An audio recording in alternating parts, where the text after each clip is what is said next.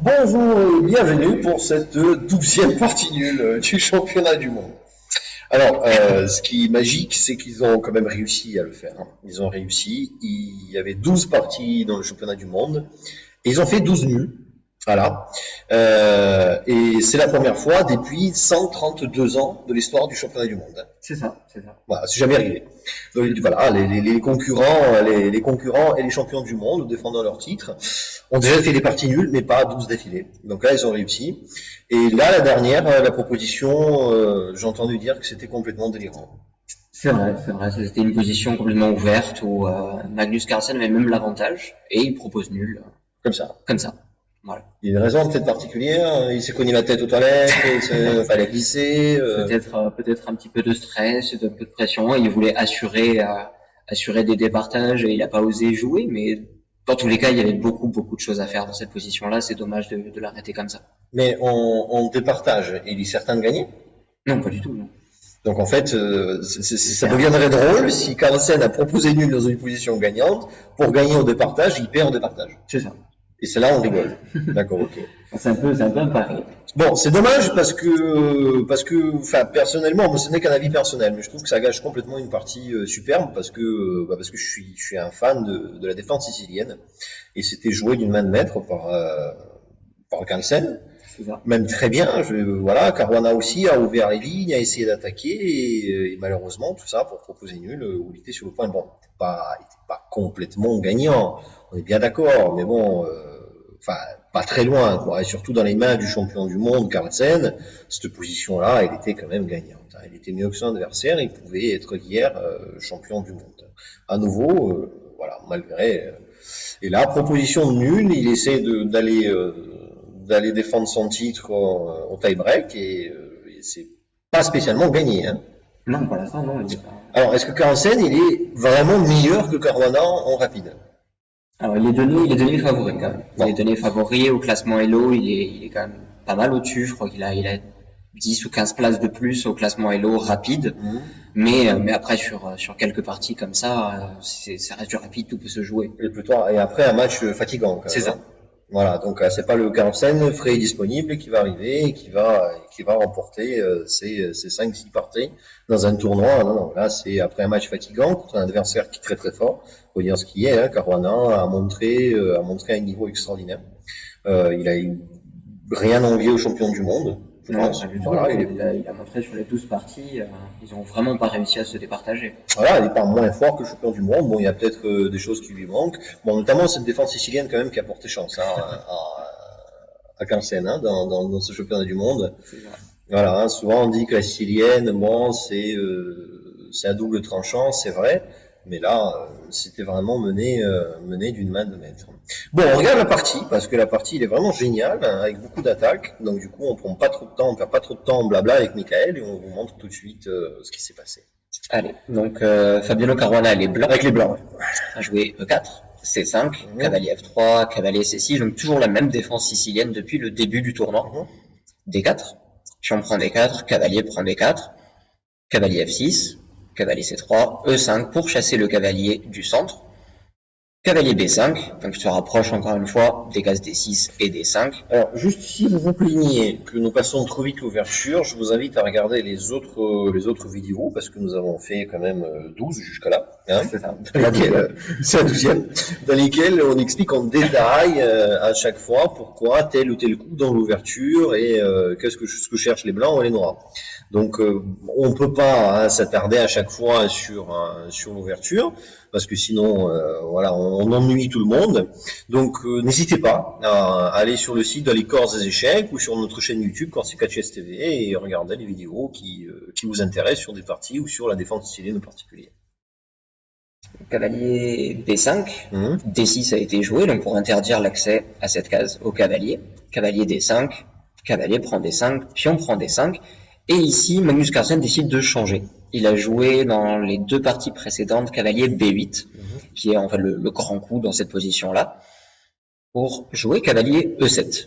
Cavalier E7. Donc cavalier E7, c'est possible aussi, ce cavalier va juste prendre un autre chemin que quand il est en B8. Il va peut-être passer par F5 ou passer par G6 pour se rapprocher de la case H4, pour se rapprocher de la case F4. Et ce cavalier reviendra vers le centre assez rapidement. D'accord, un autre plan, donc, hein, utilisé par Carlsen. Donc voilà. C4, cavalier G6, dame A4. Donc dame A4, c'est un petit piège, mais qui est bien connu. La dame se met sur la même diagonale que le roi, et les blancs menacent en fait de déplacer ce cavalier, le mettre par exemple en C7.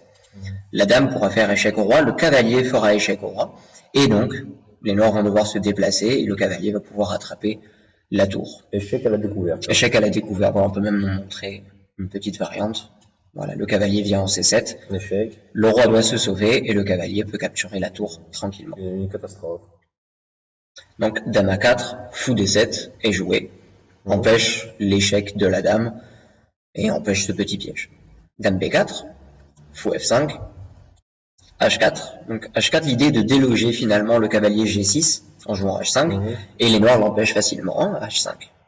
D'accord. Dame A4, remenace le piège, fou D7, dame B4, fou F5, et on change d'idée avec fou E3 cette fois-ci. A6, donc le cavalier est en danger, revient en C3, dame C7, G3, donc G3 ça permet à la fois de protéger le pion H4, comme ça la tour H1 va pouvoir se déplacer, peut-être avec un petit roc plus tard, et en même temps ça laisse la case G2 disponible pour le fou F1. D'accord. Fou E7, F3, cavalier F8 et cavalier E4. Le cavalier blanc se rapproche du centre. Bah, il coupe une position très centrale quand même. Hein. Là, il est vraiment bien placé. Voilà, hein, ça fixe un petit peu le fou aussi. 7, il ne peut pas trop bouger sous peine de perdre le pion très rapidement. Hein. Il y a une double attaque sur le pion de D6. Donc, ouais, une bonne position des blancs, hein, plutôt. Hein. Pour l'instant, le cavalier E4 est vraiment, vraiment très fort. Non, trop fort. Hein. Cavalier D7, fou D3, petit roc, tour H2. Tour H2. Tour H2, ça peut être un coup surprenant. En fait, le roi des blancs va faire le grand roc. Et la tour H2 va pouvoir se rapprocher finalement de la colonne C, la grande colonne ouverte où se trouve la dame. Et ça va pouvoir protéger le roi et en même temps attaquer cette colonne. D'accord. Tour AC8, grand roc, fou G6, tour C2, F5, il faut chasser ce cavalier, hein. Il était vraiment très bien placé au centre. Cavalier F2, cavalier C5, F4. Donc F4, c'est un piège. C'est un piège. Fabiano Caruana invite Magnus Carlsen à avancer le pion en E4, met en danger le fou. En fait, le fou s'en va. Et ce pion en E4, eh bien, bloque la diagonale du fou, bloque la case d'entrée du cavalier au centre, et offre par contre une case au centre aussi, au blanc. Pour les blancs, hein. Donc, très mauvais coup, hein. Qui peut paraître bon, mais pour l'instant, ça ne vaut pas le coup. D'accord. A5 a été joué, donc chasse la dame, dame D2, et ici il joue quand même E4, mais il a une idée. Il a une idée avec le fou G6. Fou E2, fou E8, et en fait le fou va se déplacer très rapidement sur l'autre diagonale. D'accord. Roi B1, fou F6, donc ça c'est vrai que l'avantage d'avancer ce pion en E4, c'est d'offrir à ce fou une très belle diagonale. Bon, là, la position, elle est meilleure pour les noirs. Je pense qu'ici, elle est meilleure pour les noirs. Elle est plus facile à jouer. Elle est plus facile à jouer avec ce fou en F6 qui est très agressif, le cavalier en C5 qui paraît très agressif aussi, le pion qui est arrivé jusqu'à la case E4, même si bon, de coup, avant, c'était pas évident que ce soit un bon coup. Là, il paraît quand même pas mal, puisqu'il limite beaucoup le jeu des blancs. Voilà. Donc, dans cette position-là, ils ont joué beaucoup de coups encore? Non? Quelques coups, 2 ou 3. 2 ou 3, c'est tout. Hein. Tour 1 a été joué, A4, donc encore un coup d'attaque. Hein, le pion A veut se sacrifier finalement sur le roc du roi blanc. Dame B4 a été joué, G6. G6 permet de défendre le pion H5, et ça libère finalement le fou E8, qui va pouvoir se déplacer peut-être sur la diagonale et aider l'attaque à l'aile dame. Tour D1, tour A8 a été joué, donc encore une fois pour attaquer ici le roc des blancs. Et ici, Magnus Carlsen propose le match nul. D'accord, très bien. Bon, dans une position, est-ce qu'on peut la jouer un petit peu là Là, on peut sûrement la jouer, oui. Est-ce qu'on peut... alors, c'est au blanc de jouer, hein, c'est ça? C'est ça. C'est au blanc de jouer. Qu'est-ce qu'il pourrait jouer ici, Michael, les blancs? C'est compliqué, hein? C'est très compliqué pour les blancs. C'est compliqué pour les Blancs. Beaucoup de pièces très bien placées chez les noirs. Peut-être justement jouer A3 pour éviter que le pion noir se rapproche.